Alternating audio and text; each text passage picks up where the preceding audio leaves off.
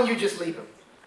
Instead of complaining every time he leaves the house and tell you where he's going and you say you don't believe him, why is it when he came home you open your arms to receive him? And if he told you he didn't want to be in a relationship, why did you do everything you can to please him? Told him he was a stranger in your house. And even though you knew who he was when y'all first started to go out, now when you look into his eyes, you find it hard to realize that he's him. Because at this point in your relationship, he doesn't do shit unless it pleases him.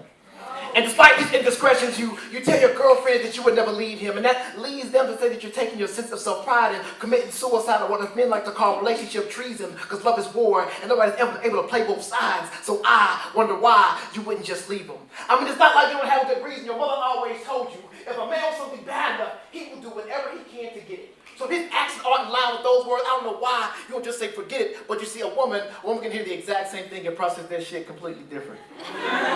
You see a woman, when she wants something bad enough, she can take something that isn't and convince herself that it is it. Take a square peg, push it into a round hole, because it's those around her that it fit it, but all y'all really to blame. Because if these lames put you in that situation again and again, you have no choice to think that we're all the same. More concerned with the way your hips turn and trying to learn your name, the shame that now you figure you gotta give it any dog and hope he's tame. Otherwise you end up leaving this world much the same way you came. Alone. And I wish that I could tell you that you're wrong, but you probably have a couple of female friends that already suffered that same fate. And that's led you to believe to get with the dog with the least amount of fleas before it's too late. But I'm telling you, if you do that, you're only setting yourself up for more complaints, because deep down inside you know he doesn't make a good mate, because he can't relate to the difference between love and affection. Sweet rubs and caressing, a hard on and an erection. And I know you claim to love him, so you want to try to teach him those lessons. But he says he has no interest in trying to learn, so in turn doing so make him feel less than a man, completely dismissing the fact that if he did so, it'd make you feel more like his woman. Simple things like opening your door before you go in, so then you start to rationalize, well, girl, that's just the way he is. That's how he was when I met him. So anything he wants to do, she lets him. Goes to her girlfriends, complains about how much she detests him, but won't leave him, allowing something to occupy her lifetime, and it was only meant for a season. See, when you're holding on to something that doesn't want to be held, when the man that comes along it's meant to be, your hands are full and you won't be able to seize him, but believe, and I tell you, there are other women out there that sees him so. If you're going to miss out on something that was meant to be, then holding on to something that never was shouldn't be the reason.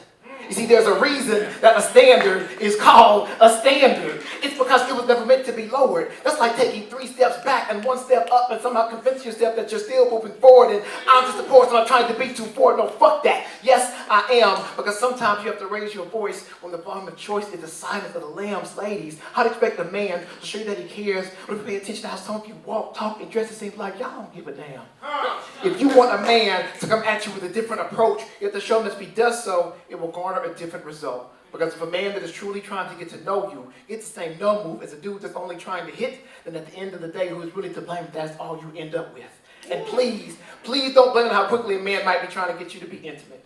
Because I know that every woman has this sense of self-respect. You're going to make a man wait, and that's okay. On behalf of every dude in here, let me say that if y'all aren't doing anything differently after your first 3 months than you were doing after your first 3 dates, it's going to take you a whole lot more than 90 days of good pussy to make a man stay.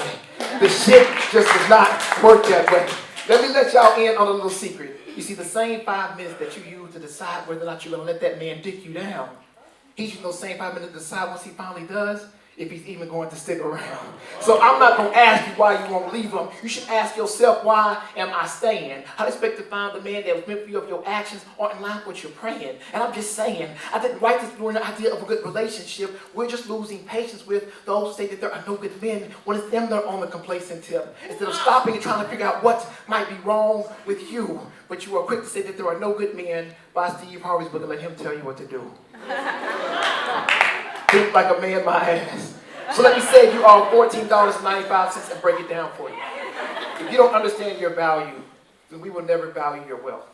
If you're not saying anything of any substance, you are just wasting your breath. It's okay to follow somebody else's path, but please take your own steps. And I know in this world y'all can't do it alone, and sometimes you might need help, so it's okay to act like a lady, but baby, just make sure you're thinking for yourself. Fucked up forearm, wire tugs, gaping, skin questions I cannot answer without fear of hospitalization again. So I weave a story about a clumsy garage accident where jagged metal edges slip and nick me bloody. Cover story seems seamless. Fact check. Check cupboards. Mood stabilizer. Check.